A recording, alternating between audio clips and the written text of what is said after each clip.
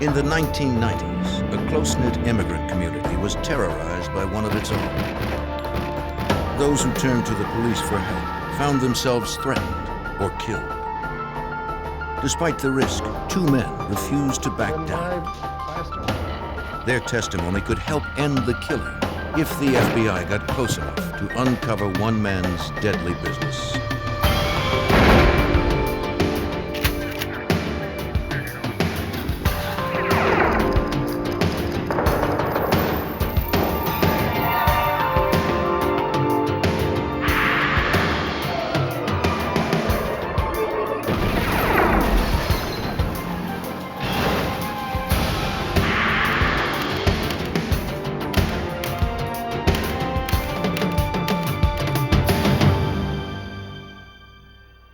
Many immigrants escape the poverty of India to start new lives in the United States. Most dream of a better life for their families. One twisted the American dream into a nightmare. When people started turning up dead in New York's Indian community, law enforcement struggled to link fraud and murder to one powerful man. I'm Jim Kallstrom, former head of the FBI's New York office. When the promise of the American dream was shattered by murder and corruption, the FBI provided hope to those people who had seen their lives and families torn apart.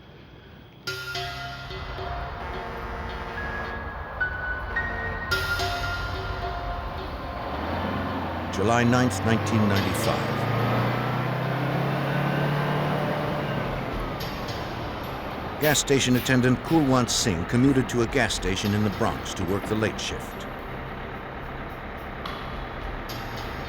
Less than a year earlier, he had arrived in New York from a poor town in India, hoping to make a better life for himself and his family.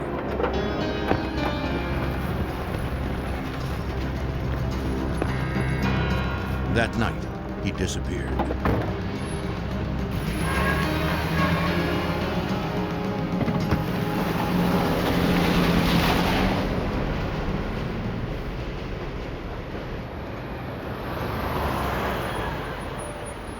In October, the missing man's brother, Manmohan Singh, traveled to the U.S. to find him. He hadn't heard from his brother in months. It wasn't like him not to write or call. He began his search in Queens at the address of one of his brother's friends. His name was Satyendra Singh. His family was from the same village as the missing attendants. Although this friend had the same last name, he was not related.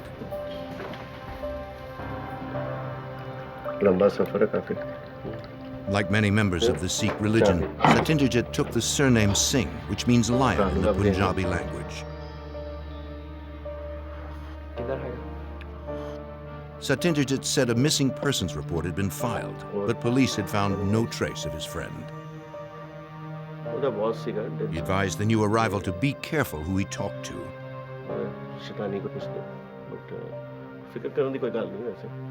Searching for the brother would be dangerous.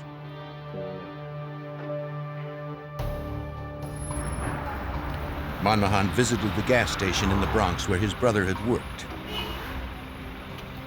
He spoke to an attendant, but the man was afraid to respond. What? My brother's missing. I'm sorry. I'm looking for my brother. Have you seen him? His supervisor made it clear that no one should be asking questions. The employee was instructed to keep quiet.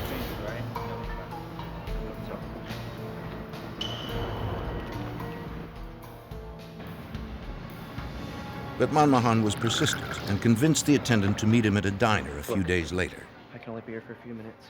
I know you're looking for him. The attendant said the missing brother had been accused of stealing from the gas station.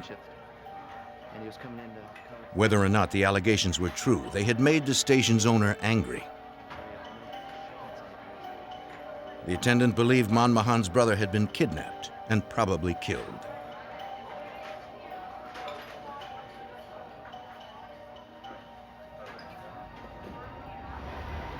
By March of 1997, a year and a half after his brother's abduction, Manmohan took a job at a gas station in New York. He worked nights so he could spend his days secretly gathering information.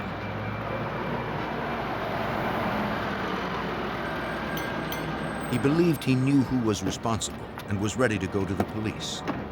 Yeah, I need some oil.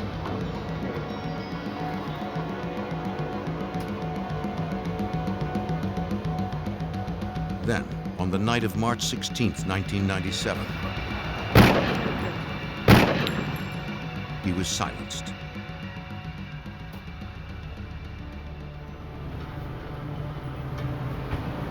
Brooklyn North homicide detectives received a call from a customer who found the body.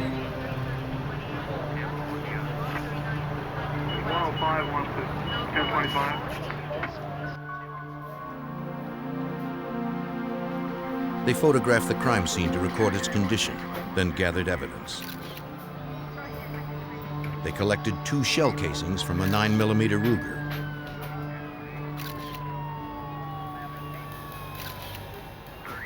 Detectives found the register had been robbed, but were surprised that the thief had left some cash behind.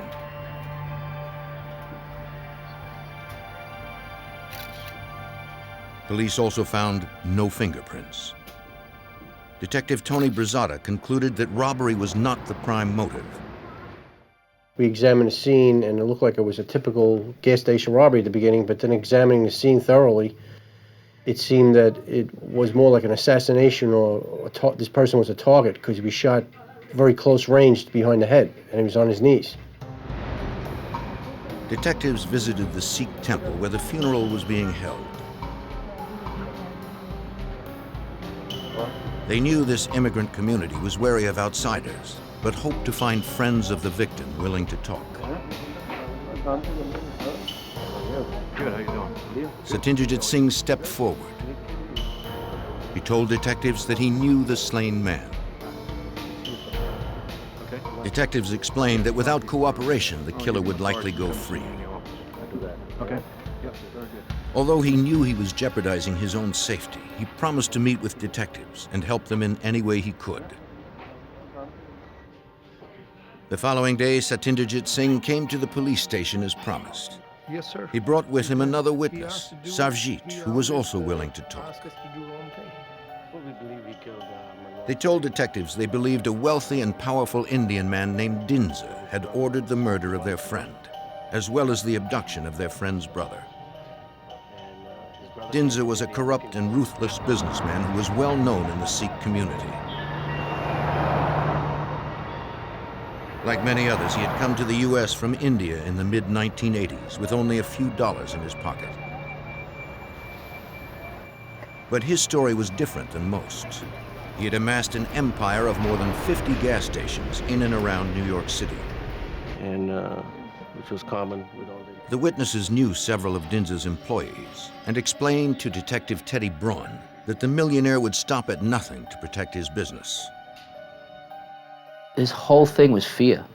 He used the fear tactic that he had this community petrified to him.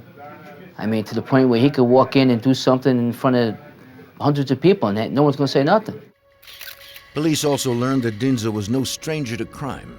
His record included convictions for felony assault, kidnapping, robbery, gas pump fraud, and weapons possession. He'd served time, but always managed to get back on the street to run his mafia-style operation. Within the Sikh community, Dhinsa was known as the Indian Godfather. The witnesses said Dhinsa's empire was a family affair, with Dhinsa's brother a member of the inner circle and an enforcer for the organization. Sarvjit had seen for himself just how ruthless the brother could be. In 1993, outside a Queens restaurant, the informant witnessed Dhinsa's brother arguing with a man. The disagreement ended with Dhinsa's brother shooting him at close range. Sarvjit rushed to the victim's side, but it was too late. Dhinsa's brother was spirited out of the country to India. He was never captured.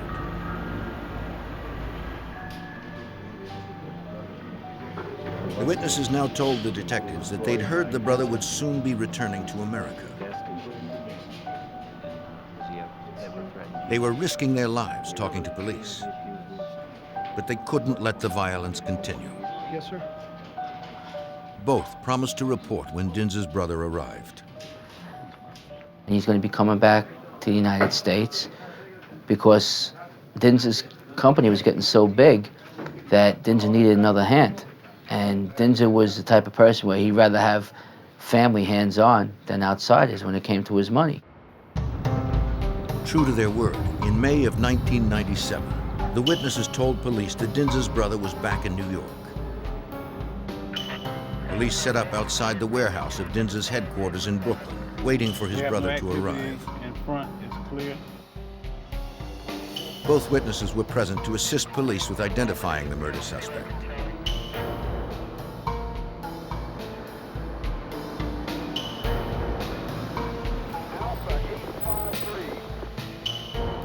We have a possible target. Stand by. Armed with an arrest warrant, police surrounded the building and cordoned off all entrances, including the back doors of the warehouse.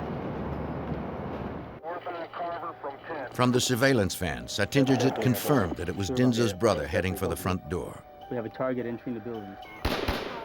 Moments later, officers reported that shots were fired inside the building. They held their posts, waiting for orders. Ready? We're going in. Let's go.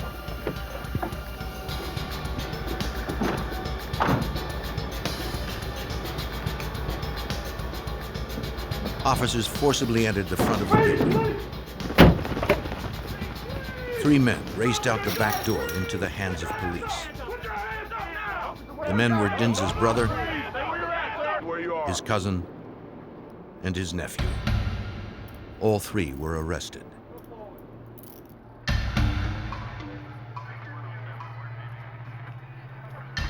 Quickly securing a search warrant, police confiscated firearms, 7 pistols, a shotgun, and a silenced machine gun.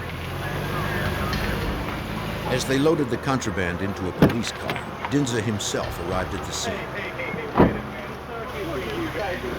He protested the seizure, claiming that the building and guns were his property.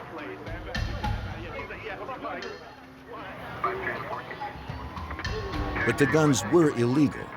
Police arrested him on weapons possession charges.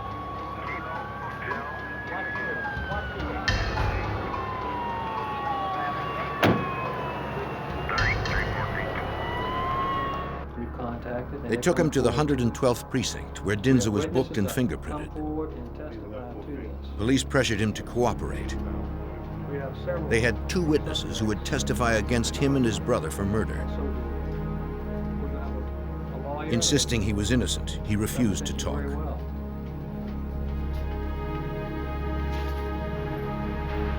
Dhinsa was held in the Brooklyn Correctional Facility awaiting a bail hearing. But incarceration did not prevent the murder suspect from running his empire. Speaking in Punjabi so guards couldn't understand him, he coerced employees and acquaintances to find out who dared to testify against him and his brother. Besides witness statements, police had little other evidence. Dhinsa would be out on bail shortly. If he discovered the identity of the witnesses, they might not testify. Then, the murder and weapons charges against the brothers would have to be dropped.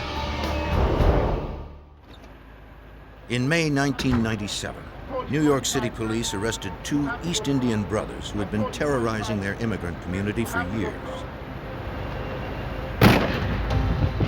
Except for the statements of 2 witnesses, investigators had little evidence against them.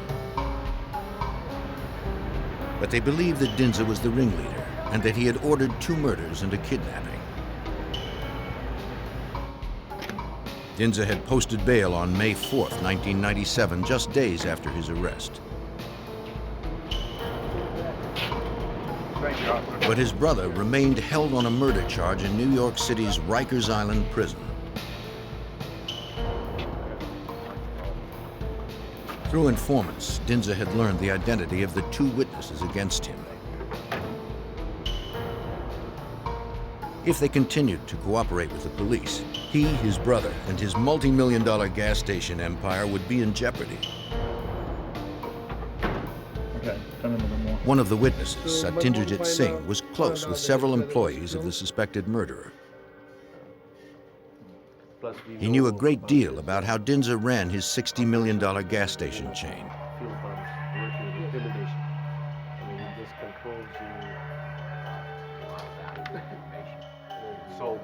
He said that Dhinsa rigged pumps, skimmed profits, and ordered people abducted if they talked. What did you know about Dhinsa, what you told? Detectives believed the information was compelling enough to seek an indictment.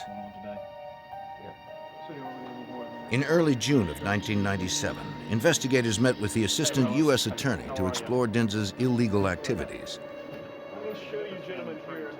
NYPD detective Teddy Braun explained how Dhinsa's pump rigging scheme worked. Dhinsa owned like 53 gas stations, and he had this unique skimming system. And what it did was, it regulated the amount of gas that was pumped into a consumer's vehicle. So if you would have went in and asked for $10 worth of gas, he'd be able to set up that machine where it can give you 80%, 90%, whatever percent that he wanted to give you, and the rest would be saved. Assistant U.S. Attorney Ben Campbell learned that not only was Dhinsa's empire corrupt, it was extensive. The NYPD informed us that Dhinsa had, among other things, an organization built around pump fraud, basically ripping off customers at his gasoline stations throughout the New York and New Jersey area, by which he generated millions of dollars in income. That he protected that pump fraud activity through a pattern of violent crime, including murder. On June 18th, just as the federal investigation was beginning, witness Satyendra Singh was shot to death in Queens.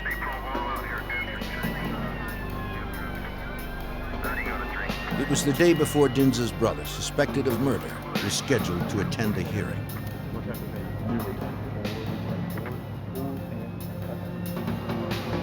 At the crime scene, a neighbor told police he had witnessed the crime. He had been outside at the top of his stoop when the shooting took place. Since his apartment lacked air conditioning, he was watching a Mets game on his front porch. He was distracted by what appeared to be a traffic dispute.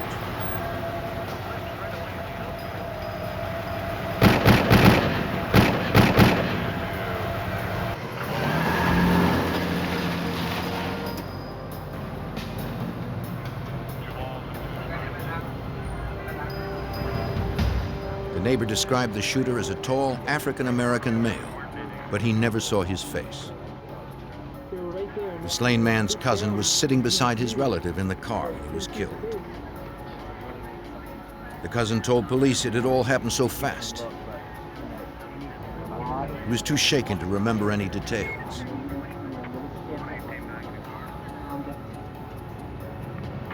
Forensic technicians photographed the scene. They collected shells that had been fired from a 9mm handgun. No other physical evidence was found. Nothing to prove that Dhinsa was responsible. Investigators believed that Dhinsa would continue to use any means necessary to protect his millions. They needed some way to stop him.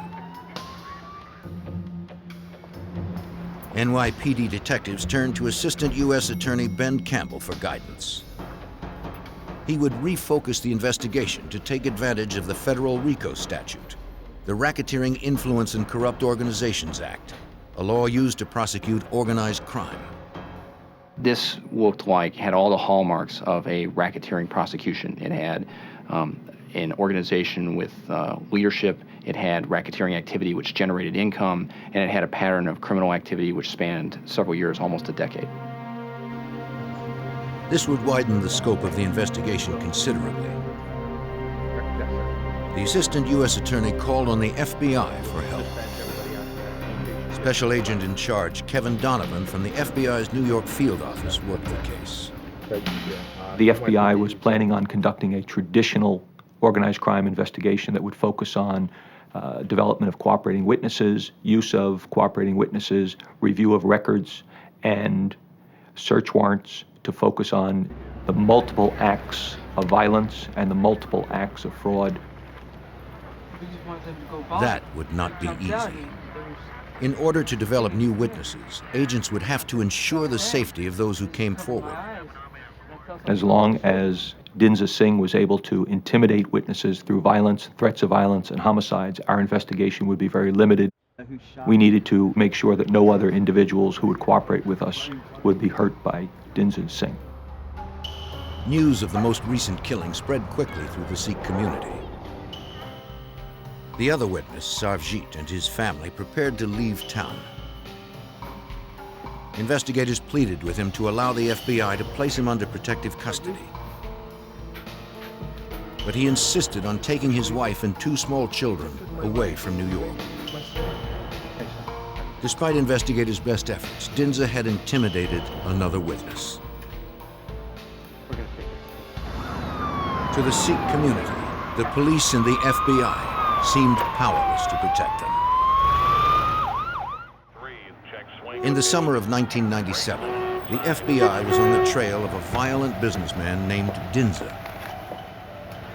Investigators believed he had already killed 2 men, kidnapped a third, and scared another out of New York. They needed an informant close to Dhinsa to get enough evidence to arrest him. I will get back to you. But Special Agent in Charge Kevin Donovan found that Dhinsa was well protected. The major hurdle that the FBI and the New York City Police Department had to overcome was an inability to develop cooperating witnesses and informants early on due to language difficulties and due to the fact that most of the individuals who worked at City Gas Corporation were not willing to come forward because of Dhinsa Singh's threats of violence and his acts of violence that were well known throughout the community.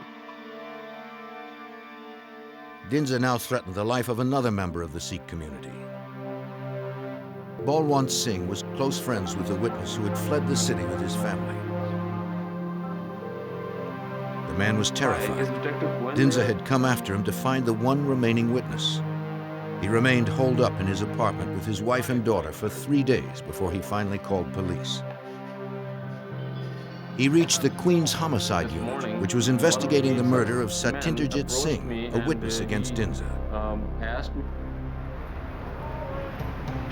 Balwant told police that he had attended the slain man's funeral. There he was approached by one of Dhinsa's men. He asked Balwant where the other witness was hiding. Dhinsa wanted to discuss the witness's testimony face to face.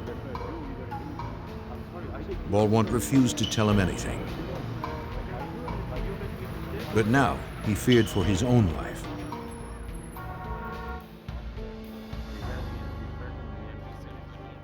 Police told him that they would discuss the possibility of providing him and his family with protective custody. 2 detectives would be right over. Since the funeral, he had been ignoring the demands of the construction company he owned.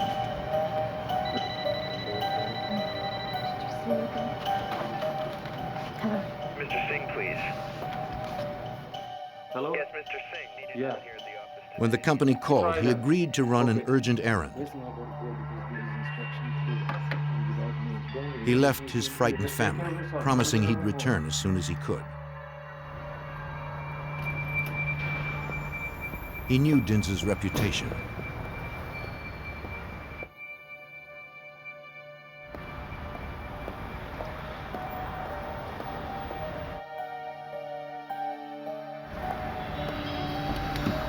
It would be difficult to avoid him for very long.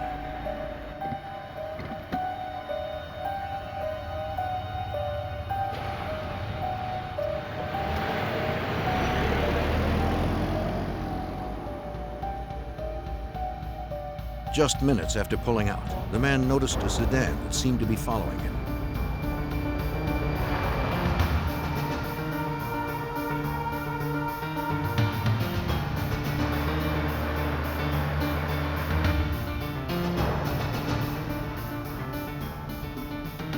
It was Dhinsa.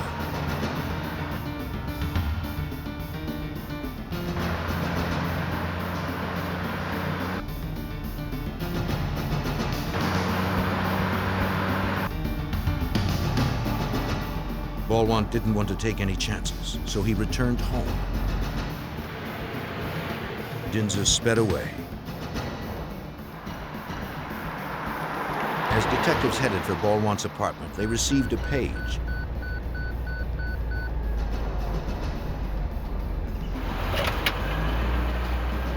It was a coded message from their supervisor, asking them to call in immediately. Lacking a cell phone, they stopped to make the urgent call. While the detective was on the phone, he noticed an Indian man watching him closely from a car. He decided to investigate.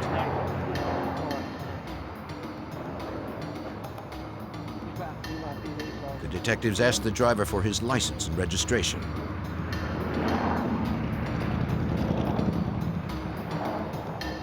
It was Dhinsa. Mind stepping that, sir? When detectives asked to search his car, he agreed.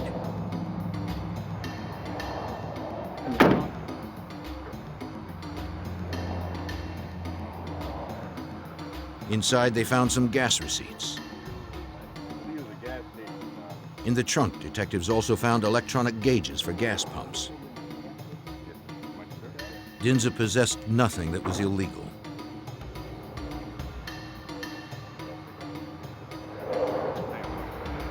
Since there was no outstanding warrant for his arrest, detectives let him go. The detectives were called away on an emergency. They never made it to the informant's home that day. The next morning, the man's frightened wife called police. Her husband had taken refuge in a friend's gas station. He waited anxiously for them to arrive and was relieved to see them pull up.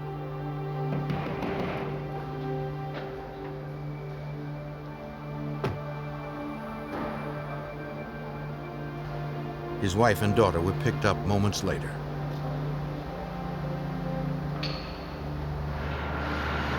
That evening, the family was taken to an undisclosed hotel outside of New York. The family would hide there under police protection until Dhinsa could be arrested.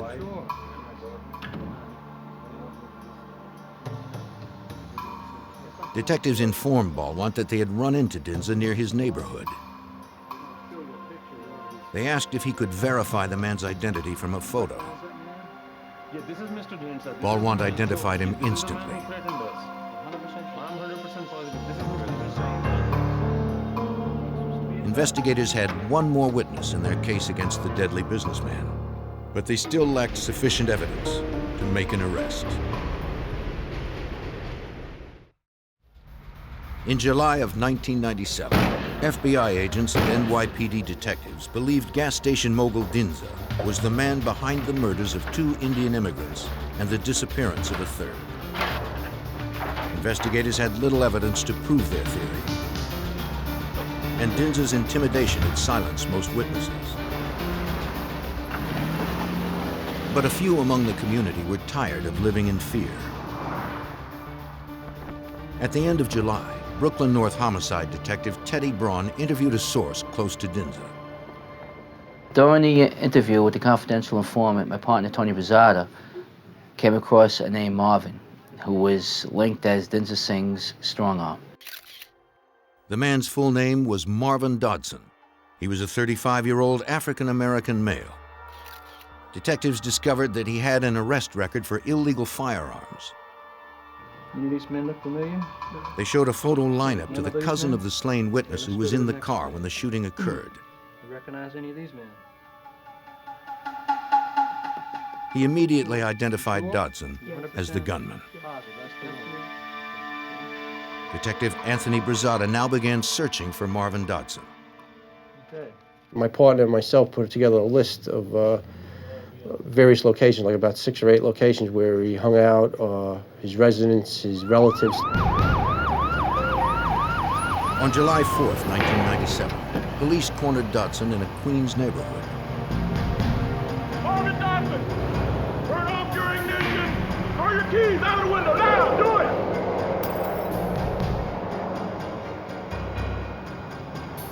Come out of the car, sir! They arrested him and took him to the station. Go to the door, do it! Stop!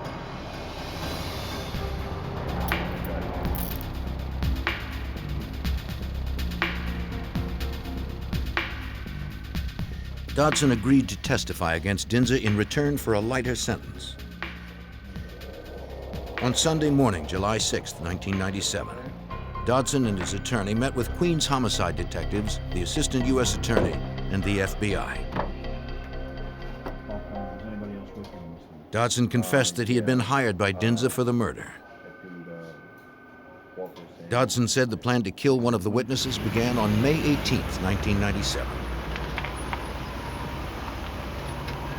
At the time, Dhinsa had just been released on bail.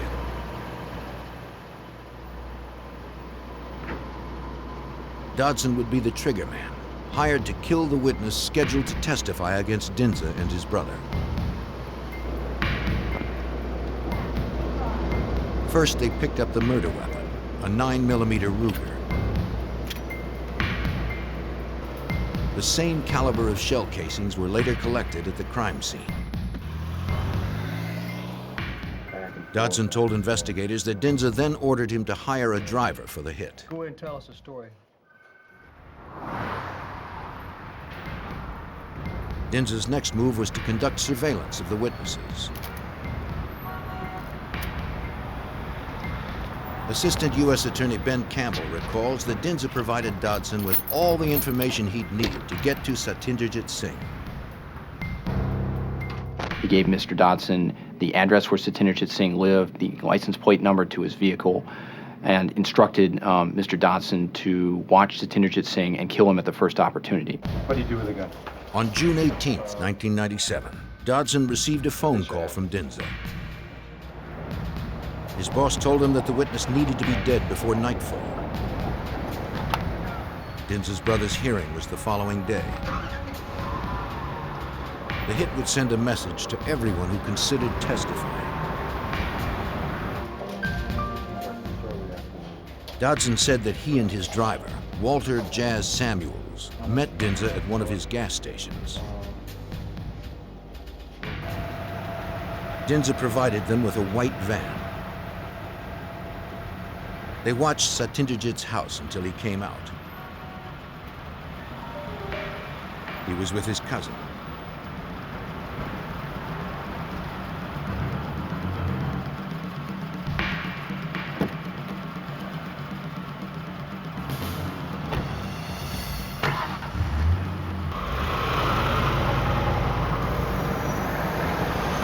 The plan was to cause a disturbance so that Satyendra would pull over and allow the van to pass.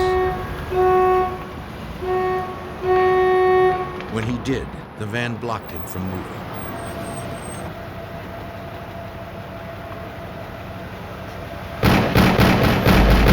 Dodson shot the unarmed man 8 times at close range.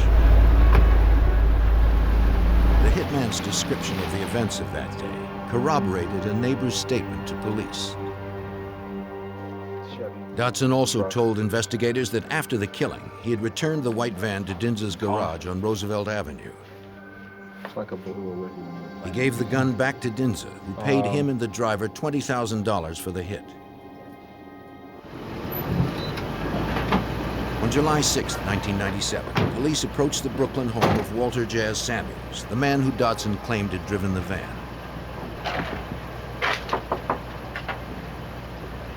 Samuels. They arrested him without incident. New York City Police Department. Keep your head straight ahead. Police learned that Samuels had a record of previous arrests. With Samuels in custody, investigators turned their attention to Dhinsa.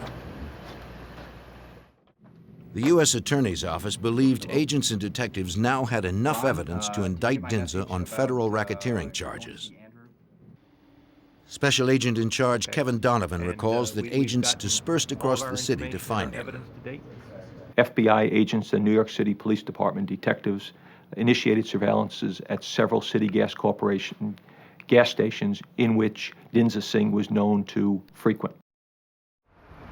At 5 p.m. on July 7, 1997, FBI agents and NYPD detectives followed Dhinsa to his Foster Avenue gas station.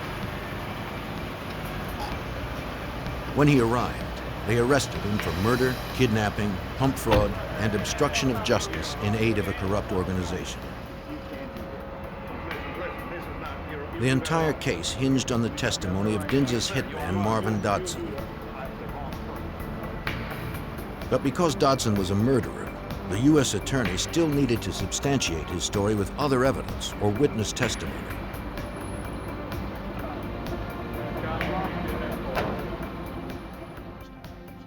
They hoped that testimony would come from Walter Jazz Samuels, the man who Dodson fingered as his accomplice in the murder of Satyendra Singh. Samuels now told investigators he was not in the van at the time of the shooting. He claimed he was at a nearby restaurant. His story checked out. Investigators believed Samuels knew who drove Dodson on the day of the killing. But he wasn't talking, and neither was Dodson.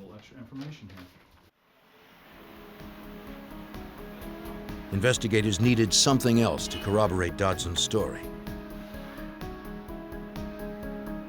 They secured a search warrant for Dhinsa's Roosevelt Avenue gas station, the place where Dodson had returned the white van after the murder. They searched the entire premises, but found little other than stolen license plates. They believed they were probably used on getaway cars during the commission of crimes. But once again, they had no proof. They found nothing that could corroborate Dodson's story or connect Dhinsa to the murder.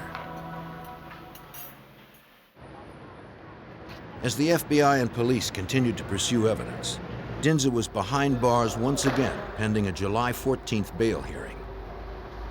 Investigators hoped Dhinsa's incarceration would encourage witnesses to come forward. It did not. As before, Dhinsa continued to rule with an iron hand. Unfortunately, as a result of Dhinsa Singh's ability to make telephone calls from jail, he was able to continue to run his corporation and his business and to focus on threatening additional individuals who might have come forward to cooperate with the FBI and the New York City Police Department. For the second time in 3 months, authorities held the suspected murderer behind bars. They hoped it would be his final arrest. But the millionaire hired a high-priced defense team, and the prosecution's entire case still hinged on the testimony of a confessed killer.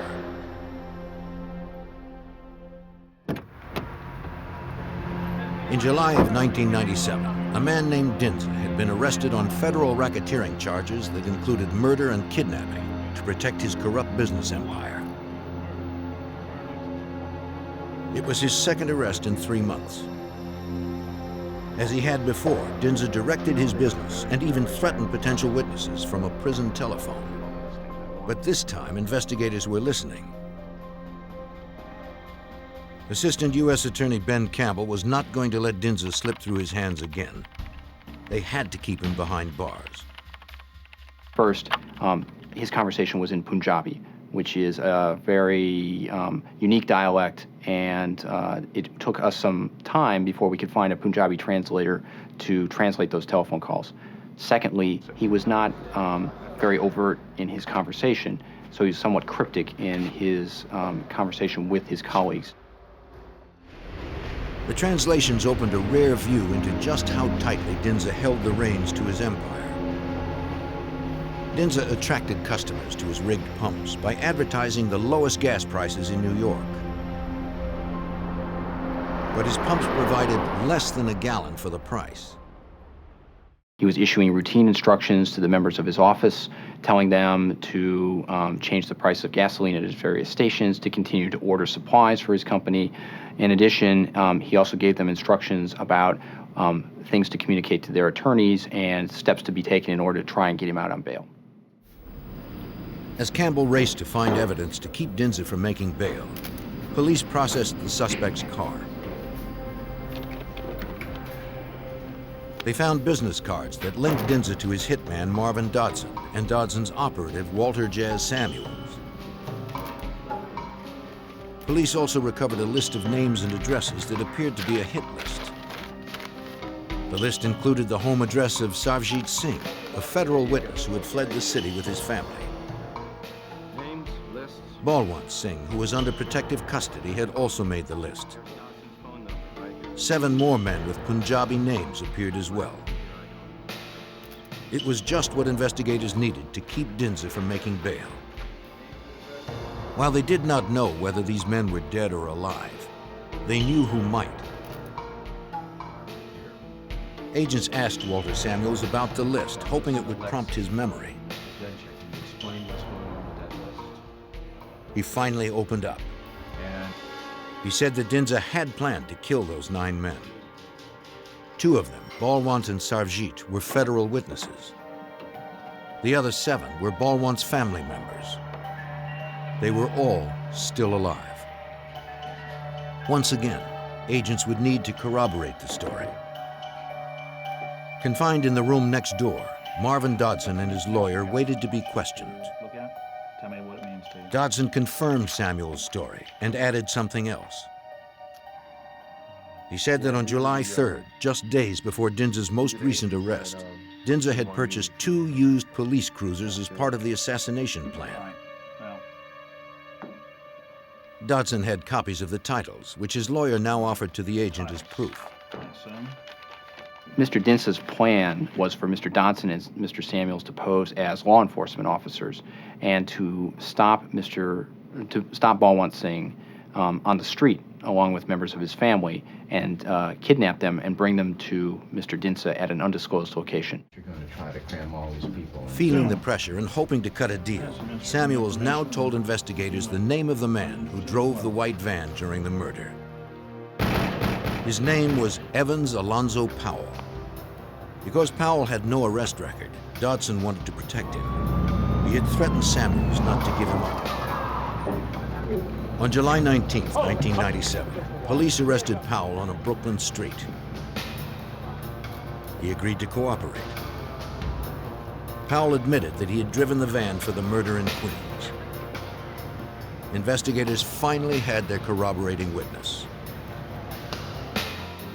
Powell also talked about another crime.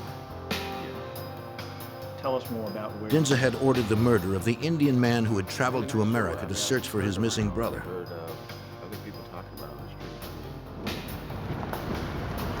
Powell was present when Dodson killed the attendant at the Brooklyn gas station on the night of March 16, 1997.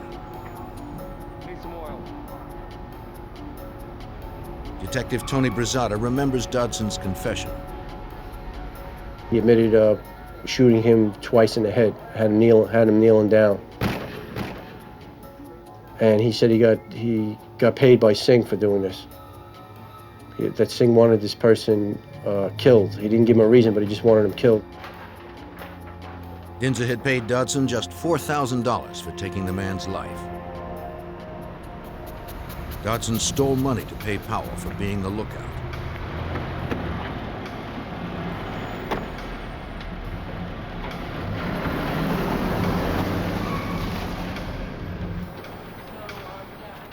Special Agent in charge Kevin Donovan continued to gather evidence about Dhinsa's pump rigging activities.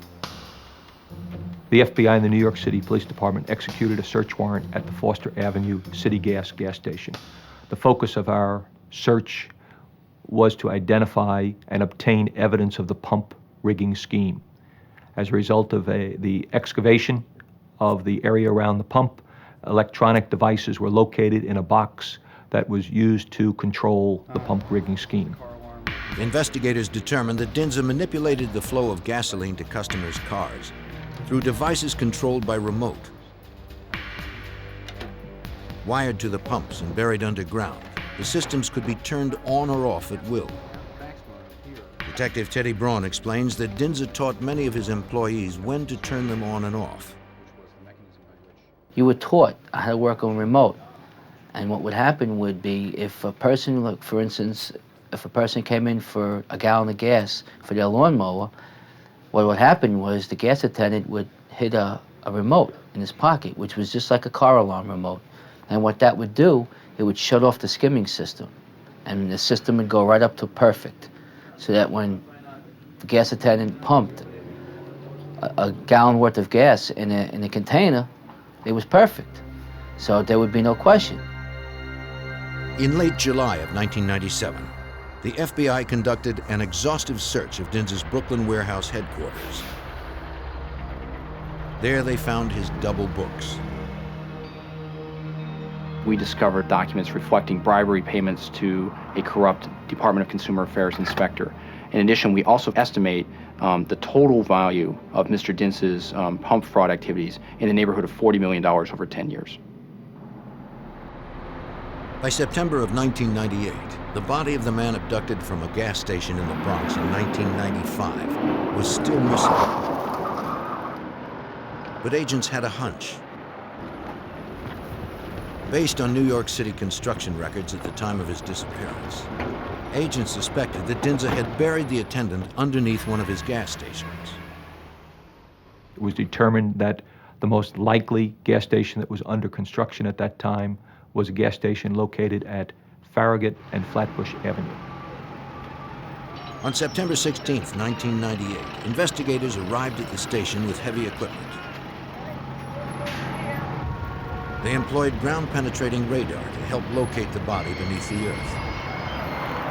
They selected two separate sites where they believed the man might be buried. The construction crew removed slabs of concrete, and the FBI, the New York City Police Department, examined these two sites that were located by the ground-penetrating radar. Investigators never found the man's body. Though this news was disappointing, investigators were having better luck with other leads. Assistant U.S. Attorney Ben Campbell subpoenaed Dhinsa's cell phone records. They placed Dhinsa at the time and place of Satyendra Singh's murder. Prosecutors were well armed when Dhinsa's trial began in Brooklyn Federal District Court. They hoped to convict him on 29 counts, including capital murder. Savjit Singh, who assisted the investigation despite death threats, testified against the man accused of killing his friends. On March 2, 1999, after 2.5 days of deliberations, the jury found Dhinsa guilty of 21 of the 29 counts. They included murder, attempted murder, and fraud. Dhinsa was acquitted in the kidnapping of the man whose body was never found. On October 5, 1999, Dhinsa received 8 life sentences without possibility of parole. He escaped the death penalty. Later that month, the same judge sentenced Dhinsa's hitmen for their roles in the murders. For assisting in the conviction of Dhinsa, their sentences were considerably lighter. Powell received 10 years, Samuels 12, and Dodson 18. But it was the conviction of Dhinsa that was most satisfying to prosecutors. Prosecution of Mr. Dhinsa was a very, sort of personally for me, a very rewarding experience.